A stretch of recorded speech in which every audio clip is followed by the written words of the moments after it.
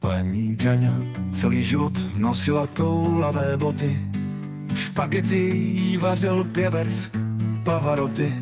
James Cameron jí dal jako projev díku kousek uhlí ze slavného Titaniku. Její pejsek Honey je osobní pleasure guilty a od Melanie Psna vlastní skotské kilty. Vlastně jeden kilt ze srdce statečného a napsala knihu ze života svého. O Pavlovi vnívám všechno, o svém krásném žití poví, o tom, jak s Juráčkem čas se vlek i chvátal. Vztah je případ pro začátečníka kata.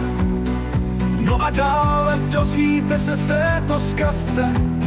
S Vaškem Havlem sloužila pravdě a lásce. Paní Daňa s Meryl Streepovou se baví o zástěrách. Někdy připadá si, že to bylo včera, kdy sváděl herec pan Hopkins Anthony, ale nezazvonily svatební zvony, neboť věrná byla jen jednomu muži, jemuž rozhodla se celý život dlužit. O tom místo u kmene mohutných jelmů svěřuje se v divadle i filmu. O Pavlovi vnívám všechno, o svém krásném žití poví, o tom, jak s Juráčkem čas se vlek i chvátal. Vztah je případ pro začátečníka kata. No a dále dozvíte se v této zkazce. S Vaškem Havlem sloužila pravdě a lásce. Paní Daňa někdy měla život částečně ponurý.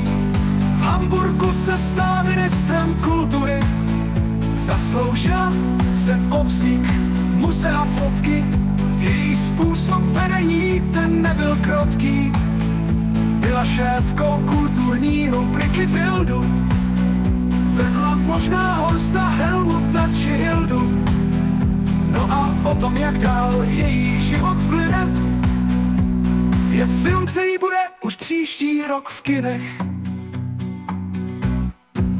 O Pavlovi vnívám všechno, o svém krásném žití poví, o tom, jak s Juráčkem čas se vlek i chvátal.